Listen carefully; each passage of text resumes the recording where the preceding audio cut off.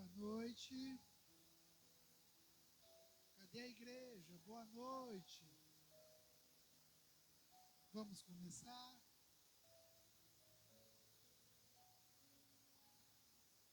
Hoje é nosso culto de ensino. O pessoal não senta mais na primeira fila, está todo mundo com medo de mim. A primeira fila está vazia. Então eu vou ter que pegar o pessoal da segunda e terceira fila. E se sentar no fundo, eu pego o povo do fundão. Não resolve. O David foi para a linha de trás, ele sentava aqui, ó, observando isso. Vamos lembrar de uma coisa? Isso é importante. 2 Timóteo 3,14, aqui tem duas versões, tá? Eu vou ler dali para vocês. Lê a de baixo, que é a King James. Tu, no entanto, permanece no ensino que tendes recebido e sobre o qual tens plena convicção, sabendo perfeitamente de quem o tem aprendido. Próximo versículo. Porque desde a sua infância sabes as sagradas letras, ou a Bíblia, que tens o poder de fazer-te sábio. Repita comigo: fazer-me sábio. As Escrituras têm o poder. Repita: as Escrituras têm o poder de fazer-me sábio para a salvação. As Escrituras têm o poder de me fazer sábio para a salvação. Então, para mim caminhar dentro da salvação que Jesus conquistou para mim, eu tenho que ser sábio. Sem sabedoria você não anda com Deus. Vamos lá. Por intermédio da fé em Cristo Jesus. Próximo versículo. Toda a Escritura, repita, toda a Escritura. Mais uma vez, toda a Escritura é inspirada por Deus e proveitosa. De novo, e proveitosa. Então toda a Bíblia, em todos os livros e todos os capítulos, você vai tirar proveito. Você vai aprender algo daquilo ali. Para ministrar a verdade, não é só ministrar a verdade para os outros, é para ministrar para si mesmo. De novo, toda a Escritura é inspirada por Deus e proveitosa para ministrar a verdade para mim, para me repreender do mal, para me corrigir dos erros e para me ensinar a maneira certa de viver. Vocês entenderam? Toda a Escritura vai nos ensinar. Pode sentar, queridos. Toda a Escritura, eu não reparei que você estava em pé, desculpa. Toda a Escritura é proveitosa. Tudo que tem nas Escrituras é para nosso proveito. Em outras palavras, produz benefício para nós, desde que nós sejamos sábios. O que é ser sábio? O sábio é aquele que pega a Escritura e aplica. Se você lê a Escritura e não é sábio, você não aplica ela na sua vida. Então ela não vai ter proveito. Ela não vai ter utilidade. Lembra do cara lá de Tiago? Que Tiago fala assim, que ele vai, contempla a si mesmo no espelho, mas ele não aplica a palavra. Ele não recebe com mansidão. Aí ele vai embora e se esquece de quem ele é. Isso é muito importante. A Bíblia fala que ele se esquece de quem ele é. Por acaso, de vez em quando, você se esquece de quem você é em Cristo? Porque a palavra de Deus explica por quê. Porque você não pega aquela Escritura e não aplica ela na sua vida. Então Satanás logo vai vir e vai roubar essa escritura. E você vai se esquecer até quem é você em Deus. Quem aqui conhece uma das frases mais famosas do meio cristão? Eu sou o que a Bíblia diz que eu sou. E eu tenho o que a Bíblia diz que eu tenho. Agora todo mundo junto. Eu sou o que a Bíblia diz que eu sou. E eu tenho o que a Bíblia diz que eu tenho. Quem é você e o que você tem? Todo mundo ficou quieto, é uma pergunta. Quem é você e o que você tem? Você não conhece a frase? Quem aqui já conhecia essa? Eu sou o que a Bíblia diz que eu sou e eu tenho o que a Bíblia diz que eu tenho. Mas quem é você e o que você tem? Você é filho. Você é herdeiro. Você é cordeiro de Cristo Jesus. Você é geração eleita. Você é sacerdócio real. Você é nação santa. Você é povo de propriedade exclusiva de Deus. Mas se você não souber disso, não resolve. E eu gosto dessa versão que fala de propriedade exclusiva. Isso quer dizer que só Deus pode mexer. Só Deus pode mover. Você tem um dono, você foi comprado por preço. E não foi com ouro ou coisas corruptíveis que você foi comprado, mas você foi comprado pelo precioso sangue de Jesus. Você quer saber o valor que algo tem? É o tanto que alguém paga por ele. Qual é o seu valor? Qual é o preço que Deus pagou por você? Isso determina o seu valor. Qual é o seu valor? Vocês já pararam para pensar nisso? Ou Satanás já roubou isso de você e você fica pensando que não é ninguém, que não presta, que não serve, que nunca vai para lugar nenhum? Porque se você pensa isso, tudo isso é mentira. Qual é o seu valor? E eu não queria estar falando disso, mas o Espírito Santo me trouxe para isso, porque tem alguém aqui que precisa disso. Qual é o seu valor? Qual que foi o preço que foi pago por você? Porque isso define o seu valor. Não é o que as pessoas acham, nem o que elas dizem. Deixa eu te ensinar uma coisa. Os elogios não servem para nada e as críticas não servem para nada. A única coisa que serve é este livro aqui, ó. Seja sempre Deus, verdadeiro e mentiroso todo homem.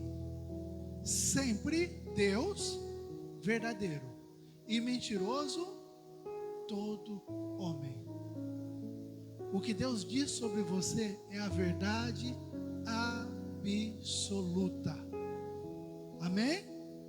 E o que os homens dizem sobre você? Não perca tempo com isso.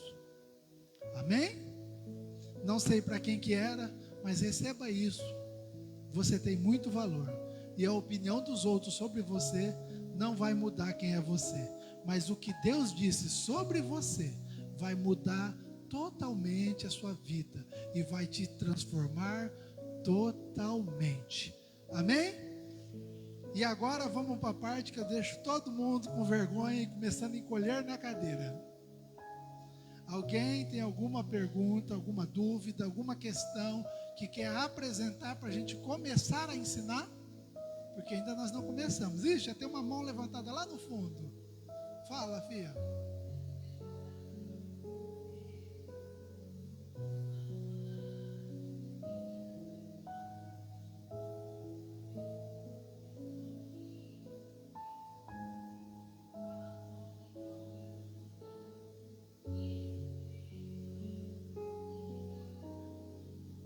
Ah, tá. Na verdade, existe uma doutrina sobre isso.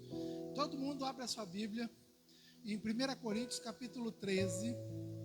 Existe sim uma doutrina sobre isso, tá? E nós vamos ler aqui. E aí eu vou precisar que vocês me ajudem. Vocês prometem que vocês vão me ajudar? Foi um sim tão xoxo. Capítulo 13, verso 1. 1 Coríntios, capítulo 13, verso 1. Existe uma doutrina que o diabo fala em línguas. Existe uma doutrina que diz que o diabo nos entende. Porque nessa doutrina, onde o diabo fala em línguas e aonde o diabo nos entende, é baseado que o diabo é um anjo e por isso ele nos entende. Bom, passo 1. O erro já está no fundamento da doutrina. Primeiro que o diabo não é um anjo, ele é um querubim. Vamos começar aí. Mas a linguagem vai ser a mesma do mesmo jeito. Mas a base já começa errada, ele é um querubim. A Bíblia fala que ele era o querubim. No entanto, quando ele foi derrubado dos céus, para Deus não ser injusto, porque Deus não brigou com o diabo, porque seria injustiça, e a base do trono de Deus é justiça. Por isso que em Apocalipse a Bíblia não diz que Deus vai lá e vai catar o diabo e jogar no inferno, não. Diz que ele vai dar ordem para um anjo fazer isso, porque seria injusto, e Deus não é injusto, tá? Mas vamos voltar aqui. Vamos lá, vamos ler comigo? Eu vou ler a versão corrigida aqui. Ainda que eu falasse, verso 1. Ainda que eu falasse a língua dos homens e dos anjos, e eu não tivesse amor, eu seria como um metal que soa, ou como um sino que tine. Vamos continuar. E ainda que eu tivesse o dom de profecia, e conhecesse todos os mistérios, e toda a ciência, e ainda que eu tivesse toda a fé, de maneira tal que transportasse os montes, e não tivesse amor, nada disso me aproveitaria. Vamos continuar. Ainda que eu distribuísse toda a minha fortuna para sustento dos pobres, e ainda que eu entregasse o meu corpo para ser queimado, e não tivesse amor, nada disso me aproveitaria. Eu tinha que ler tudo para vocês entenderem. Qual é a palavra que mais se repete em cada um desses textos? É ainda que. Ainda que. Ainda que. Ele começa lá em cima falando: ainda que eu falasse, ainda que eu distribuísse, ainda que eu tivesse, ainda que. Isso repete várias vezes, não repete? Então ele está tentando fazer uma medida, colocar um padrão. Ele não está falando que ele faz essas coisas, ou que é isso exatamente. Ele está comparando. Então, se a primeira parte de cima é a verdade, que é a língua dos homens e dos anjos, as últimas de baixo também tem que ser verdade. Vocês concordam comigo? Se ainda que eu falasse a língua dos homens e dos anjos é a verdade, e a língua dos anjos fosse o dom do Espírito, então todo o resto vai ter que ser verdade também. Tudo bem? Vocês concordam até aqui, ou alguém está achando que eu estou exagerando? Estamos comigo? Vamos lá. Então vamos fazer a comparação. Vocês conhecem a história de Paulo? Vamos perguntar o seguinte. Vamos lá para o verso 3. Verso 3. Ainda que eu distribuísse toda a minha fortuna. Paulo tinha fortuna para ser distribuído? Sim ou não? Mais alto, sim ou não? Não. Já achamos o primeiro problema aqui. Paulo não tinha fortuna para ser distribuído. Vamos lá. Para sustento dos pobres, ainda que eu entregasse o meu corpo para ser queimado. Paulo morreu queimado? Ele entregou o corpo dele para ser queimado? Que jeito que Paulo morreu?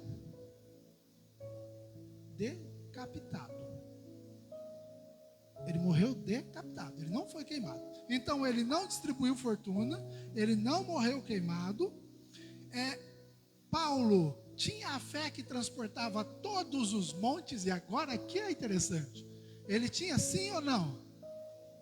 Então por que ele teve que clamar 3 vezes a Deus? Se possível, Bíblia fala que um judeu ora uma só vez.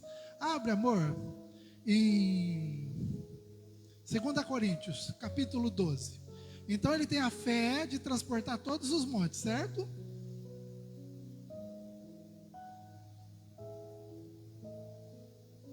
Então, capítulo 12, verso 7. Então, qualquer ordem que Paulo desse, se ele tem a fé de transportar monte, teria que ser obedecida imediatamente. Correto? Vamos lá. No verso 7, diz assim, 12, 7. E para que não me exaltasse pela excelência das revelações, foi-me dado um espinho na carne. Outro dia eu explico o que é o espinho na carne. Também tem muita doutrina errada em cima disso. A saber, o mensageiro de Satanás para me esbofetear, a fim de que não me exaltasse. Acerca do qual, aqui nós vamos todos passar vergonha um pouquinho, tá? Vergonha coletiva, só um minuto de vergonha para todos. Acerca do qual, 3 vezes orei ao Senhor, para que o tirasse de mim. Por que ele disse 3 vezes orei ao Senhor? Tem gente que ora pela mesma coisa 200 vezes, 300 vezes. Tem gente que está orando pela mesma coisa há 20 anos, 15 anos. E para nossa vergonha, Paulo ficou triste porque ele precisou orar 3 vezes. Ele estava chateado porque ele teve que repetir uma oração 3 vezes. Nós tivemos um momento da vergonha já? Vamos lá, vamos continuar. Se Paulo movesse os montes, a primeira vez que ele orou, não devia ter saído? Para um judeu, orar mais do que uma vez por uma coisa é incredulidade. Vocês sabiam disso? É sinal que você não creu. Quando alguém vai e fala assim para mim, pastor, você ora por mim, eu oro. Aí a pessoa me liga e fala assim, ora por mim, e pede a oração da mesma coisa. Eu costumo ensinar as pessoas o seguinte: quando você ora uma vez por uma coisa, beleza. Você orou 2 é porque você não creu na primeira. Aí você orou a terceira porque você não creu na primeira e na segunda. Aí você orou a quarta e você não creu na primeira, na segunda e na terceira. Então, quanto mais tempo você passa orando sobre aquela mesma coisa, é sinal que você não creu em nenhuma das suas orações anteriores. Porque o que é a fé? A fé é, se eu crer que se fará aquilo que eu disse, isso eu tenho. Não é isso que é a fé? Se eu crer que se fará aquilo que eu digo, logo eu tenho aquilo. Se Paulo orou 3 vezes, é porque na primeira vez ele não creu. Então ele não estava neste lugar que muitas pessoas acham que ele estava. Ele precisou pedir o auxílio de Deus. Para a vergonha dele, 3 vezes. E para a vergonha nossa, que oramos muitas vezes. Não confunda oração com confissão de fé. Vocês estão misturando uma coisa com a outra? Vocês querem que eu explique isso? Quem quer que eu explique? Isso, vamos lá. Daqui a pouco eu volto para a língua dos anjos ali. Só preciso tirar essa dúvida aqui, tá? O que é a oração da fé? Hoje eu não vou puxar ninguém para frente. Ó, o David dando risada. Eu dei uma olhadinha para ele e já riu. Pode ficar, David, segura. Daqui a pouco eu te trago. Você pulou para o banco de trás, mas não resolveu. O que é... Não foge não. O que é a oração da fé? A oração da fé é o seguinte: alguém me dá uma ideia de algo que nós vamos ter que orar? Qualquer ideia, qualquer coisa. Oi? Para Múcia vir para a igreja? Não, você não precisa de oração. Eu não vou tomar a liberdade que eu tenho com ela, porque está sendo gravado. Então eu não posso falar o que eu pensei. Alguém pode falar mais alguma coisa? Alguma ideia? Mais o quê? Mais alma ser alcançada. Isso é bom. Nós podemos orar por isso. Essa é a oração a qual Deus já deu a resposta antes de começarmos a orar. A resposta da salvação foi dada há mais de 2026 anos atrás, quando Jesus morreu por todo mundo.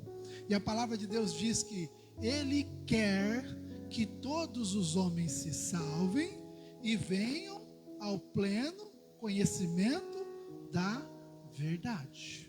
Esse é o desejo de Deus, tá? Ai, será que é certo eu orar para isso? Não, você tem que orar para isso. Em 1 Timóteo capítulo 2, verso 1, põe lá, amor, 1 Timóteo 2, 1.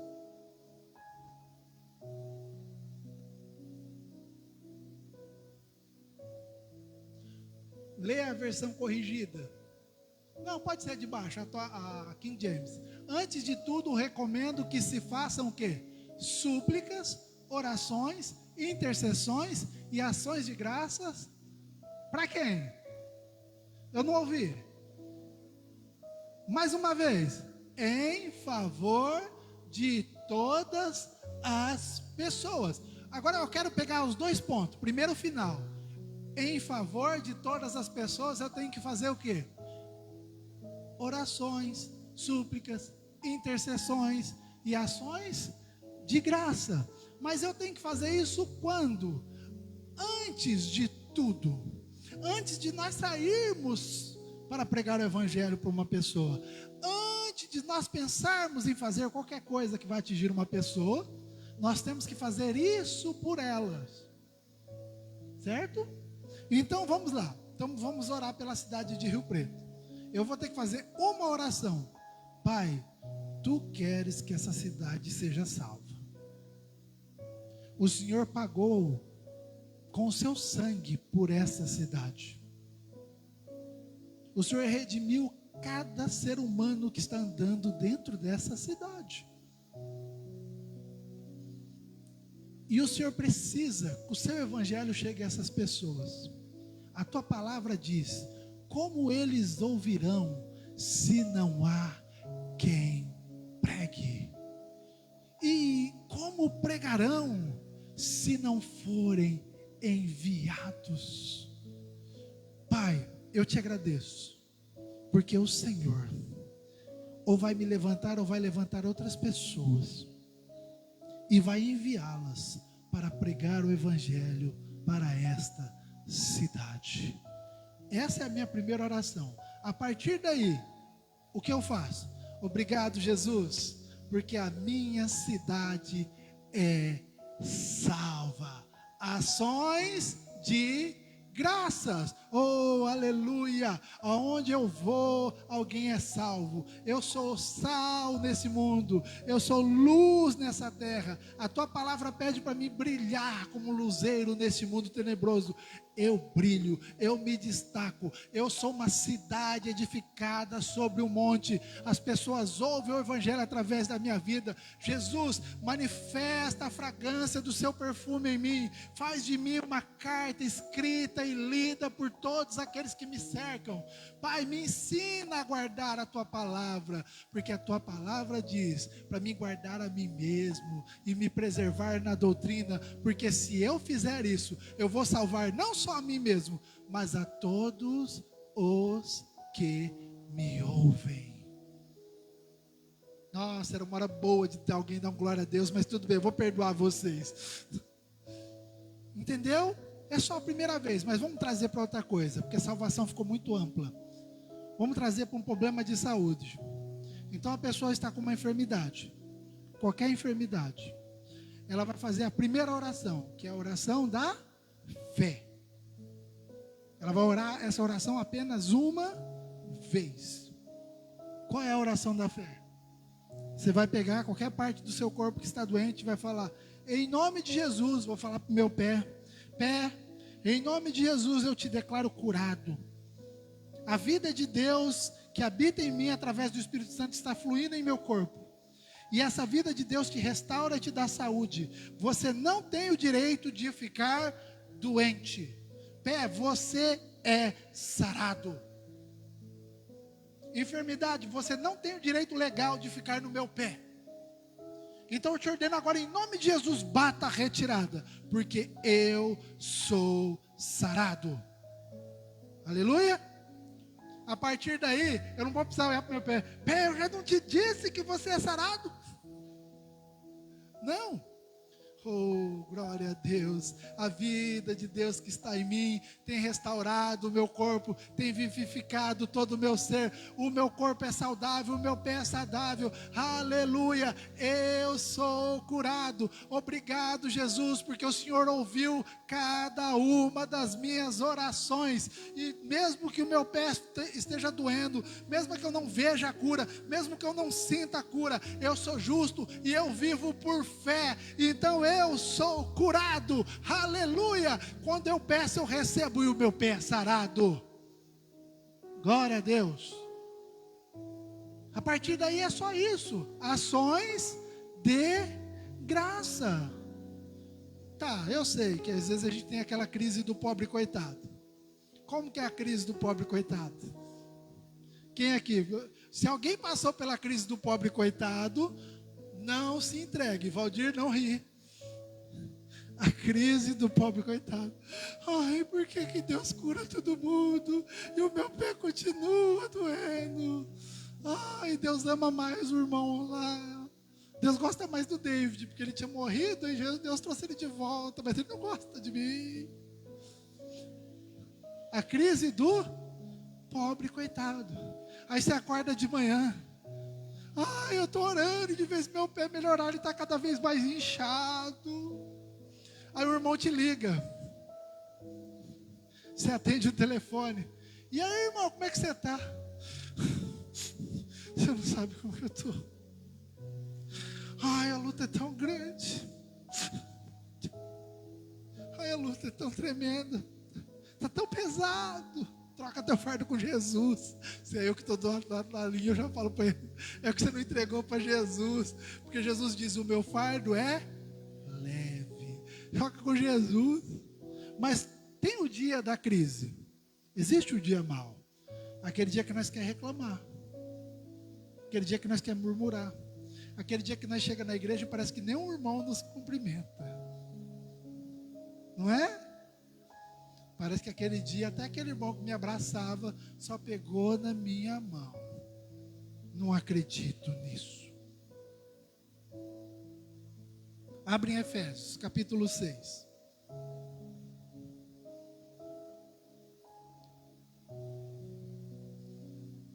Ninguém está me interrompendo. Vocês estão entendendo tudo? Amém?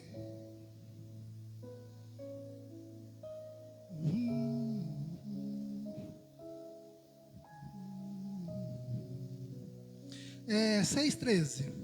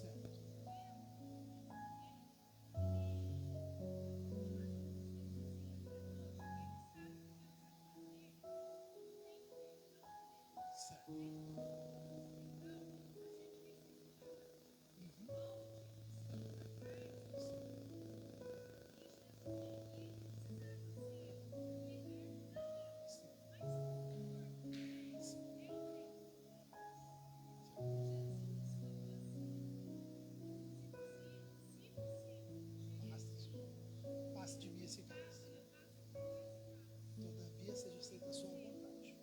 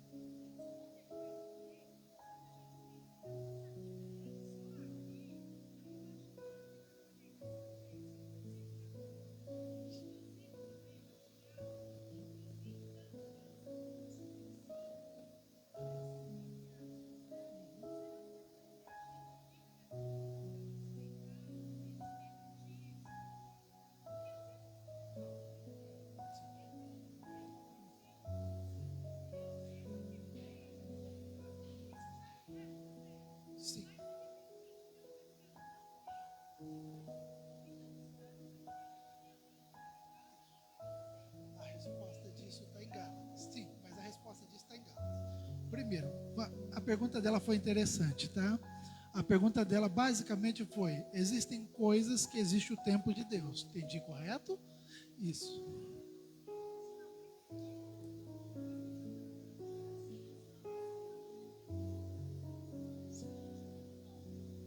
Isso. Sim. Vamos lá. Vamos primeiro para Jesus. Quando Jesus falou: se possível, passa de mim este cálice, Jesus estava falando sobre o pecado da humanidade.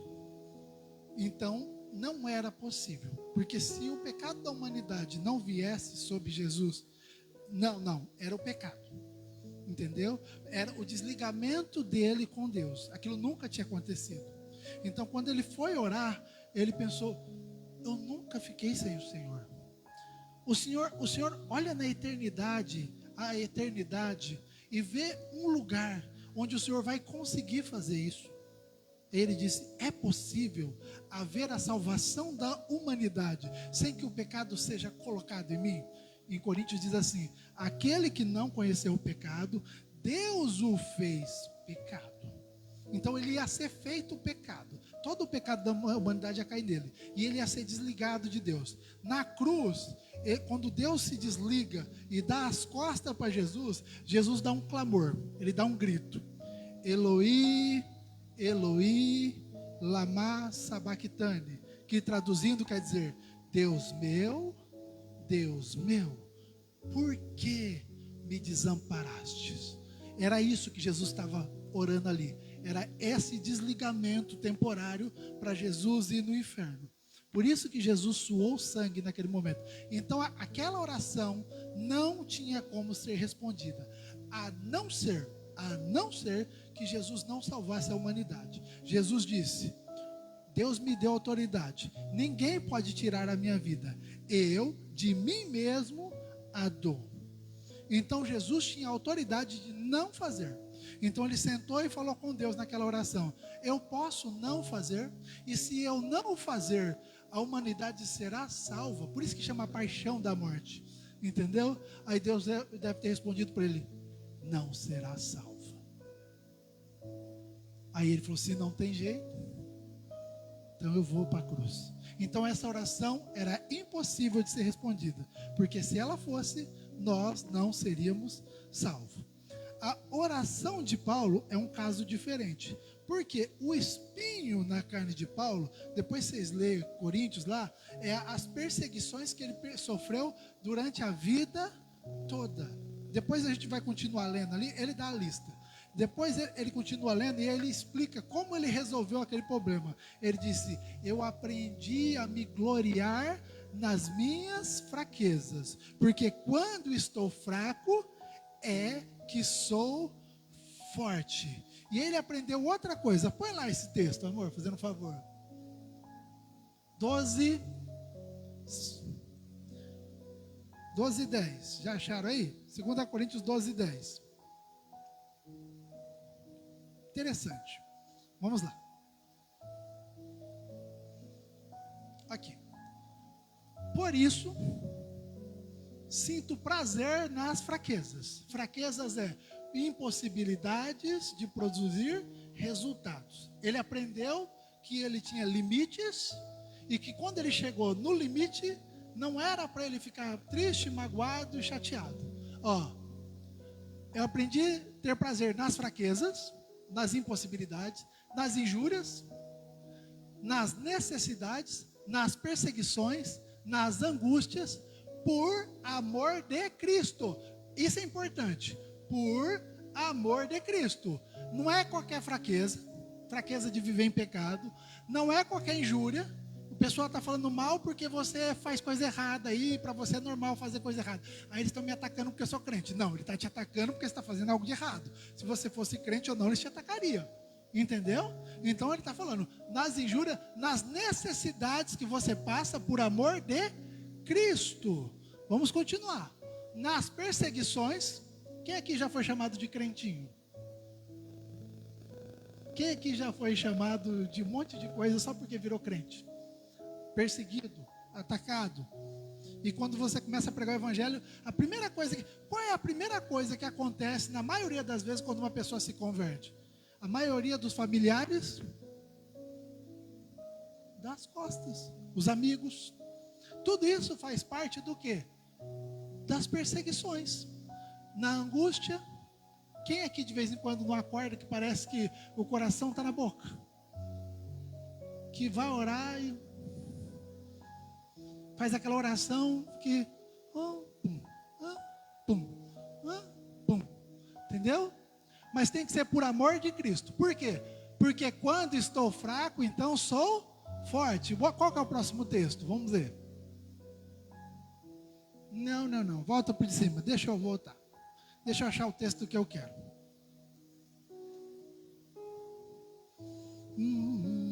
O versículo 9. A resposta da oração.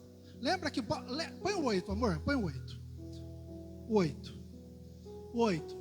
Acerca do qual 3 vezes orei ao Senhor para que não se desviasse. Viu? Dar as costas. Dar as costas para mim. Mas ele já fez isso em Jesus, então ele não pode fazer de novo, porque Jesus é o nosso substituto por completo. Continua. E disse a resposta de Deus. Deus respondeu para ele: a minha graça te basta, porque o meu poder se aperfeiçoa aonde? Nas impossibilidades de produzir resultado. De boa vontade, pois, me alegrarei nas minhas impossibilidades, para que em mim habite o poder de Cristo. Para que em mim habite. Então, para que o poder de Cristo venha e se manifeste, eu tenho que aprender que impossibilidade de produzir resultado não é o problema. O problema é se não tiver graça. Por quê? Porque a graça é o poder de Deus para me tirar da fraqueza. Entendeu? A graça, ela me tira de qualquer situação. Não que nós não vamos ficar um tempo naquela situação, que é o que você disse, mas ela é o poder que me tira da situação. Abre lá Gálatas capítulo 4, se eu não me engano, verso 1. Vamos lá. Eu ainda estou respondendo a sua pergunta. Gálatas capítulo 4, se eu não me engano, verso 1. E aqui é a resposta. Isso. Esse versículo, um dia eu quero fazer uma reunião só para ele. Vamos lá. Digo, pois, que todo o tempo que o herdeiro, lembra que eu falei? Herdeiro, cordeiro, sacerdote, lembra? Mas presta atenção que ele fala. Em todo o tempo que o herdeiro é o quê? De novo, que o herdeiro é o quê? O herdeiro é o quê? Menino. Em nada difere do servo. Não tem diferença. Ele pode ser o dono de tudo. Ele pode ser rei, ele pode ser sacerdote, ele pode ser nação santa, ele pode ser povo de propriedade exclusiva de Deus. Mas enquanto ele for menino, e nada, não tem diferença. Um crente, enquanto ele não amadurece em Deus, não há diferença nenhuma da vida dele e as pressões que ele passa para um ímpio. Porque ele é menino. Ele não sabe se posicionar. Por exemplo, Sirlei, você tem coragem de catar a chave do seu carro e dar para o seu filho hoje, para ele dar uma volta? Hoje. E há 10 anos atrás? Por quê? Ele não tinha responsabilidade? E o que ele era naquela época? Um menino. Mas ele ainda era possuidor da mesma herança de tudo que era seu? Mesmo sendo menino? Era. Ele possuía tudo que era seu, mas ele não podia desfrutar, porque ele não tinha capacidade de desfrutar. Conseguiu entender? Enquanto nós somos meninos em Cristo, nós não vamos desfrutar. Por isso que a palavra de Deus diz que o que é guiado pelo Espírito de Deus, este é filho de Deus. Eu sei que muita gente distorce a palavra filho ali, no grego original, quer dizer um filho amadurecido. Não é mais o filho chorão, o filho que Deus tem que ficar arrumando tudo para ele. É um filho que cresceu. Então a fé, ela é um processo. Quando a gente aceita Jesus, Deus nos dá a fé. Põe Judas, verso 3, amor.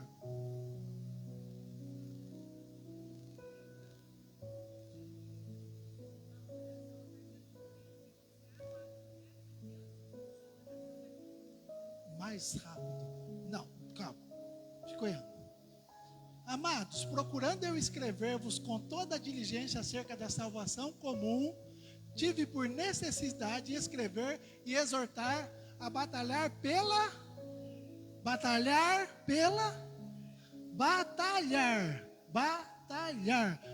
fé que uma vez por todas foi entregue aos santos. Vamos ver de baixo. Amados, enquanto me preparava com grande expectativa para vos escrever acerca da salvação que compartilhamos, senti que era necessário, antes de tudo, encorajar vocês a batalhar dedicadamente pela fé confiada aos santos, de uma vez por todas. Quando eu recebo Jesus, eu recebo um nível de fé. Agora depende o seguinte, eu vou amadurecendo em Deus. Nem todas as orações que eu vou fazer, eu vou receber imediatamente. Claro, isso é normal. Por quê? Porque exige um nível de maturidade. Quanto mais maduro eu fico, mais rápido eu recebo resposta da oração. 2 Coríntios capítulo 6, se eu não me engano, verso 2.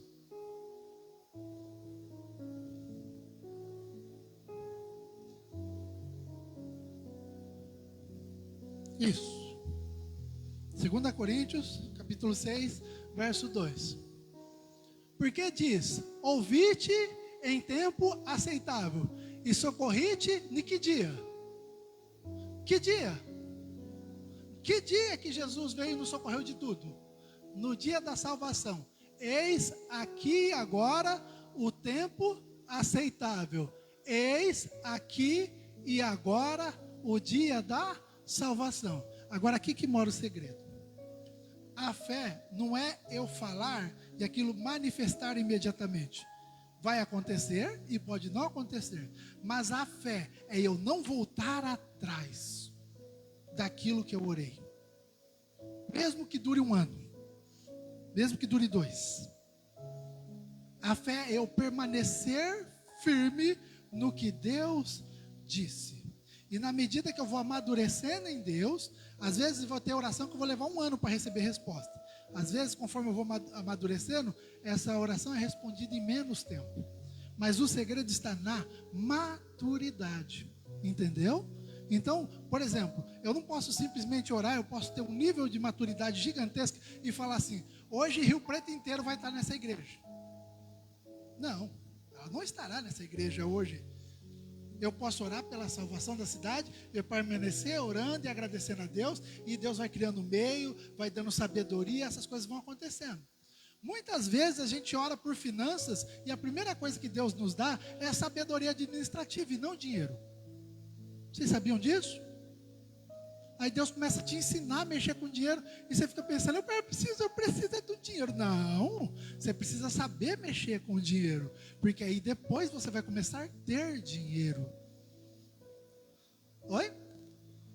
Isso, vai vindo a maturidade, ela vai vindo. Então, vai sim, tem muitas coisas que você vai orar e imediatamente você vai receber. Mas tem muitas coisas que você vai orar e vai ter um processo, onde você vai estar amadurecendo em fé. Entendeu? Então não adianta eu falar e fazer essa afirmação: não, gente, existe um lugar em Deus que você abre a boca e aconteceu. Não, mas existe um lugar em Deus que quando você abre a boca, você sabe que Deus vai fazer algo. Você não vai ser atacado no seu emocional, tipo: será que Deus vai fazer? Será que Deus não vai fazer? Será que vai acontecer? Será que não vai acontecer? Conseguiu entender isso? Isso vem com a maturidade. Então qual é o segredo então desse texto? Ele está falando assim: no dia que você recebeu Jesus, eu te dei toda a condição de viver sabendo que quando você orou, você já recebeu. Mesmo que não se manifestou naquela hora, aquilo já é seu. E agora você fica firme naquele posicionamento até que aquilo se manifeste. Na verdade, no reino de Deus já se manifestou, mas leva um período de tempo, às vezes, para aparecer no natural.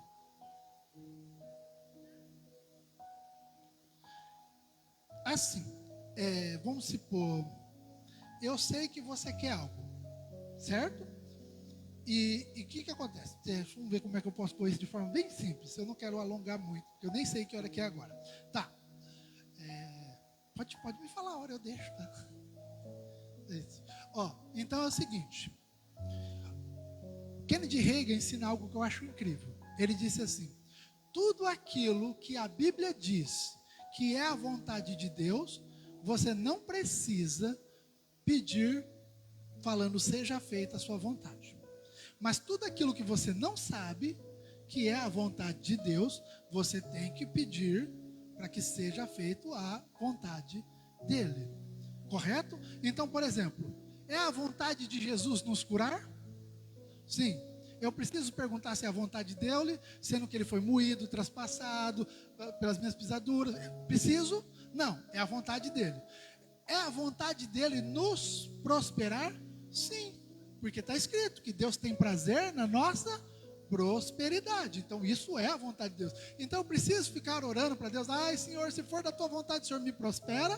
Não, porque está escrito lá em 2 Coríntios que Jesus Cristo, sendo rico, se fez pobre. Na verdade diz assim: por amor a nós se fez pobre, para que através da pobreza dele nós enriquecêssemos.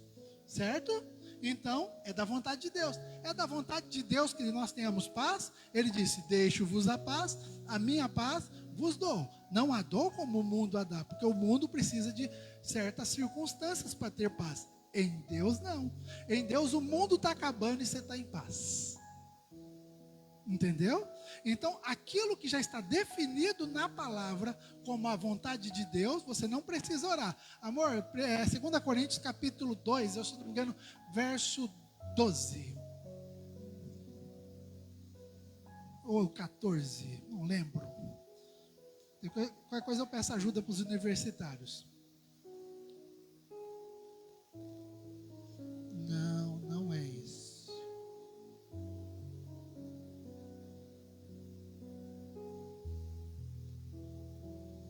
Aquele texto que diz assim: todas quantas são as promessas de Deus, são Jesus Cristo sim, e por ele o amém. Achem ele para mim, por favor. Quem tem está em 2 Coríntios, agora eu só não lembro exatamente. Todas quantas são as promessas de Deus, são em Jesus Cristo sim, e por ele o amém, para a glória de Deus. Acharam? Alguém achou para ajudar a Jaque? Eu estou sem celular, é só pôr essa frase no Google que ele já te dá a resposta. Achou, amor?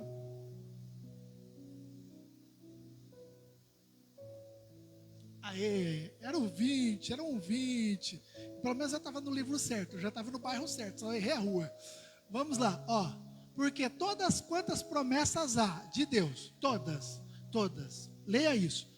Todas quantas promessas há de Deus são nele ali é Jesus, sim, e por ele o amém. Então quando eu oro uma promessa de Deus, eu já tenho a resposta: sim e amém. Entendeu? Por essas eu não preciso perguntar qual é a vontade de Deus, porque eu já tenho a resposta: sim e amém. Conseguiu entender? Então eu vou orar o que é a vontade de Deus. Por exemplo, você tem um desejo de fazer algo na obra de Deus. Aí você vai perguntar se é a vontade de Deus. Porque não tem um livro lá escrito, como que é seu nome? Não tem um livro da Edilane ali na Bíblia que você vai consultar. No ano de 2026, vamos ver o que a Edilane fez. Ah, tá, dia tal. Ah, hoje é o dia de eu fazer isso. Não existe esse livro ali. Mas esse livro existe na mente de Deus. Entendeu? Então, neste momento, você precisa da direção de Deus. Então, a direção de Deus, a vontade de Deus, 99% que nós precisamos perguntar se é a vontade dele, é no que diz respeito ao ministério. No que diz respeito a ajudar o irmão, está escrito. Se você vê o irmão com necessidade e você não ajuda, como que você pode falar que tem o amor de Deus? Eu já ouvi e fiquei revoltado. Eu era novo convertido, estava passando um perrengue, sufoco. Cheguei no meu irmão e falei assim: irmão, você pode me ajudar? Ele olhou para mim e falou assim: eu vou orar. Se Deus me falar para mim fazer alguma coisa, eu vou fazer. Eu falei, saí de lá revoltado, porque Deus até hoje não falou com ele. para me ajudar. E eu saí de lá bravo. E eu vou ser honesto, eu saí de lá um avarento que joga a culpa em Deus. Bravo, revoltado, revoltadíssimo. Por quê? Porque eu tinha passado por um período que eu estava meditando em 1 João. E em 1 João fala, se alguém aparecer com necessidade, para você ajudá-lo. E aquele irmão estava orando, estava lendo 1 João junto comigo. Eu falei, olha só, o evangelho segundo me convém. Vocês conhecem esse evangelho, gente? O evangelho segundo me convém. Você precisa de ajuda, David? Depende do que for, Deus vai fazer algo. Se não for, Deus use outro. Se o teu irmão tiver necessidade, você não precisa orar a respeito. Você vai lá e ajuda. Então vamos lá para poder terminar o assunto que a Cláudia apresentou, que nós demos. Consegui responder? Consegui? Ficou alguma dúvida? Não? O resto da igreja depois vai acabar comigo, porque eu parei só para dar atenção. Gente, ela é visita. Eu encostei às 99. Não que ela seja perdida, tá? Pelo amor de Deus, não traduzam errado. Se as 99 passou raiva, a culpa é de Jesus, que morreu e deu a vida por ela também. Depois vocês brigam com ele. Então, voltando no texto aqui, que nós estávamos estudando, Coríntios 13, 1. E por fim, não vou responder muita coisa. Então, 1 Coríntios 13, 1. Isso. Então, a questão de que se Satanás ora em línguas ou não, então ele está falando nesses textos aí o tempo todo, ainda que. Então ele não está afirmando, ele está supondo para poder explicar algo. E qual é a explicação que ele está querendo dar nesse contexto? É que eu posso fazer qualquer coisa, mas se eu não fizer aquilo por amor, fiz barulho, fiz agitação, não resolve. Eu chego aqui, vai sobrar para o David agora. Ele estava quietinho até agora. David, vem aqui, meu amigo, que te amo tanto, que faltou na última vez, porque eu usei tanto ele que ele matou a aula. Então, David, chega aqui. Fica aqui, meu querido. Só sobra para ele. Você vai ficar famoso. Olha lá para a câmera e dá um sorriso lá. Esse é o David. Ó. Então, o David vem aqui. Aí o David vai cantar. Mas o David vai cantar por quê? Porque o David quer promoção. O David quer ser conhecido. Não dá joinha não, irmão. Você expõe. Ó, aí ele não é esse tipo de pessoa. Mas aí ele está fazendo isso por promoção. Ou ele nem quer fazer isso, mas ele está fazendo isso porque o irmão pediu e ele não quer deixar o irmão na mão. Aí ele vem aqui, aí vai cantar ao que está sentado. Eu não vou cantar não, ainda mais do teu lado piorou a situação, né? Aí ele vai cantar Poderoso Deus. Aí o coração do David está aqui assim, ao que está sentado. Não abre a boca não. No trono e ao Cordeiro. A boca do David. O coração do David está assim. Não sei por que eu estou aqui. Eu não queria nem estar cantando essa música. Vai fazer o quê? Vamos cantar, né? A gente está aqui para servir, né? Vamos servir. Poderoso Deus. Aí o coração do David, gente, entenda isso. Quando você ministra, quando você fala o evangelho, não vai só o que você fala, o que você tem no coração vai junto. Aí o David está aqui, pode sentar lá, querido. Só queria usar você um pouquinho. Aí o David está aqui, poderoso Deus, e a igreja está ali. O que está sentado. Manda a igreja sentar para acabar o culto logo. Mas tem hora que isso acontece, não tem a ver com a pessoa. Mas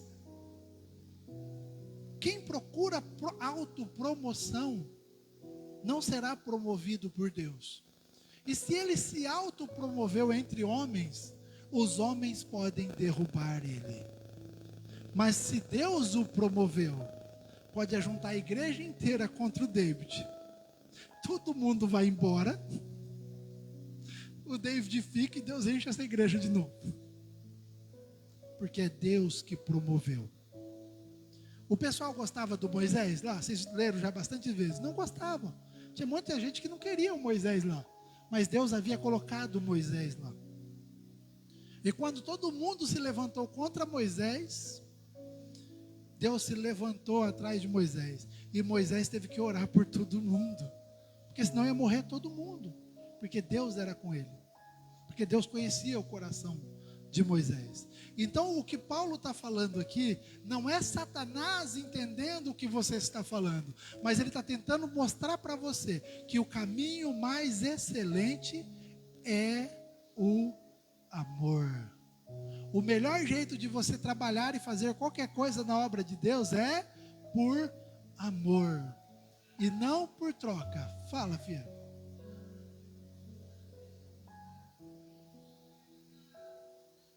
Sim, sim, eu vou chegar aí. Calma.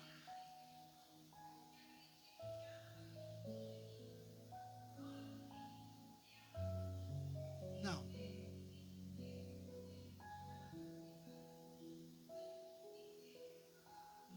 Não é bem assim. Esse texto ele está falando que eles gostariam de participar da pregação do Evangelho. Esse texto é o de Hebreus. Não é esse texto, tá? Então, quem entende quando você ora em línguas? 14, 1 e 2. O anjo entende? Não. Então ele está só supondo, só para a explicação. Então, em 1 Coríntios capítulo 14, verso 2 diz assim: porque o que fala em língua estranha ou desconhecida, não fala a quem? Aos homens, senão a quem? Por quê? Por quê? Não, volta na parte de trás. Porque ninguém, repita comigo, ninguém. De novo, ninguém. Ninguém o entende. Quando você fala em línguas, ninguém, nem você, nem anjo, nem demônio, ninguém. Quando você fala em línguas, é você e Deus tendo uma conversa pessoal, íntima. É Deus revelando o plano perfeito dele no seu espírito, para que você possa entender e viver o plano de Deus. Porque a maioria... isso vai ficar para uma outra hora. E a oração em línguas é um caminho para o amadurecimento. Entendeu? É um caminho para aumentar a fé. Se você não ora em línguas, se você não faz isso, nunca fez, não quer fazer, você limita o seu amadurecimento em Deus. Mas isso é um assunto para uma outra reunião, porque ele é muito comprido. Mais alguma questão? Que hora que é? Alguém me fala a hora, por favor?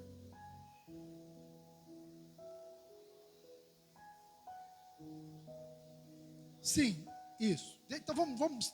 Dá tempo? Que hora que é, David? 9h20? O pessoal não quer deixar eu parar. Vamos lá. O que a Cirlei perguntou é do dom, presta atenção, do dom de interpretação das línguas, certo? Isso é um dom do corpo de Cristo. Existe, mas só se manifesta do mesmo jeito que se manifesta todo e qualquer dom. É só o Espírito Santo que pode conceder essa interpretação. Então, por exemplo, vou entregar alguém aqui de novo. Vou entregar, cadê ela? Cadê? Sumiu. Perdi ela de vista. Cadê a Daia? Vem aqui, faz favor. Perdi ela de vista. Vem aqui, filha. Essa moça aqui, ó. Vem aqui para você sorrir para a câmera, porque está sendo filmada. Ela tem o dom de interpretação de línguas. Deus está começando a exaltar ela. Então ela tem esse dom, mas ela tem que amadurecer nesse dom para ouvir cada vez mais o Espírito. Então Deus vai pegar mais uma pessoa que tem línguas para interpretação. Então nós estamos no meio de um culto regular. De repente alguém tem o dom de línguas para a interpretação. E essa pessoa se levanta e começa. E a igreja inteira para e fala: ei, o que está acontecendo? Aí a Daiane levanta e fala: assim disse o Senhor, isso, aquilo, aquilo outro, aquilo outro. Então existe sim, mas é um dom específico que ele é como se fosse uma profecia para a igreja. Deu para entender? Então alguém recebe uma revelação profunda no espírito e ora em línguas, porque ele não tem a capacidade de interpretar. E Deus pega alguém que tem o dom da interpretação e interpreta aquela língua. Entendeu? E tem gente que tem os dois dons em si mesmo, que é o que eu suspeito dela, né?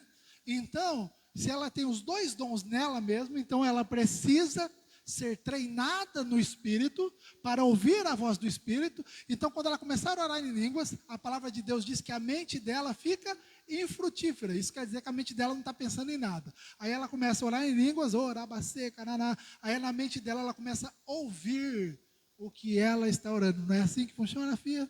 Viu? Ela tem esse dom. Então ela começa a ouvir e entender o que ela está falando. E é muito doido isso, já aconteceu comigo. Porque você está falando em línguas, você vê a sua boca falando em línguas, mas lá dentro de você, você sabe exatamente o que você disse. Aí é a hora que você abre a boca e fala, tá? Então, esse é o dom de línguas para interpretação. Agora, pergunta interessante, você ora bastante em línguas? E entende toda hora? Viu? Porque tem a oração em línguas para edificação, obrigado, filha. Existe a oração em línguas para edificação pessoal, e essa ninguém entende. E existe o dom de línguas para interpretação, que pode usar dois ou uma só pessoa que tem os dois dons nela. Consegui te responder, filho? Consegui? Amém? Eu já falei bastante hoje, tá? Vamos ficar de pé? Até acabou o fundo musical, faz mais de 1 hora que eu estou falando.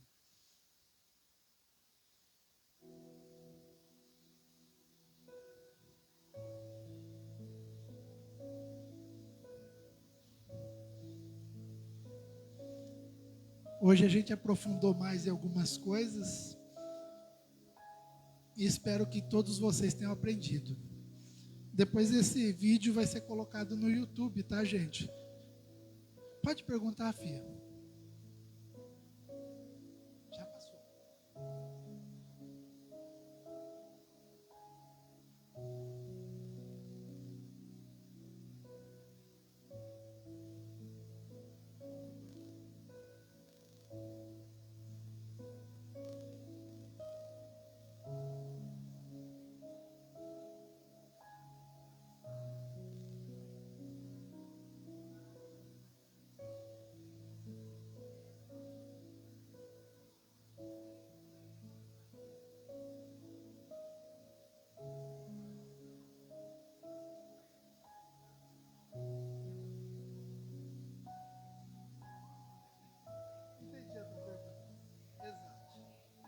E deixa eu só responder aqui.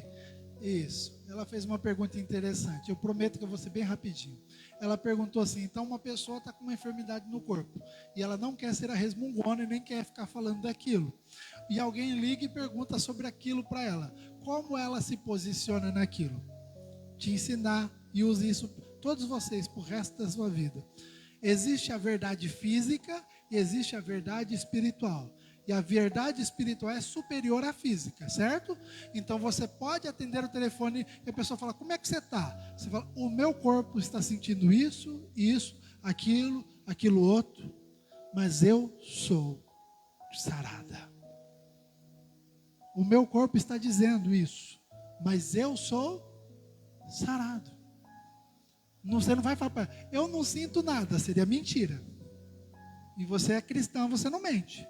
O meu corpo sente isso, aquilo outro, mas eu sou sarado.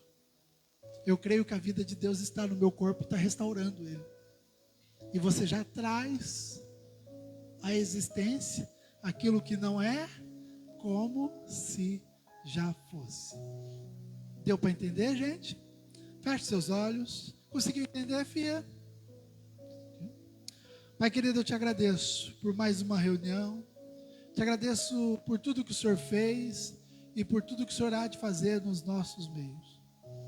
Eu te agradeço porque a tua graça nos basta.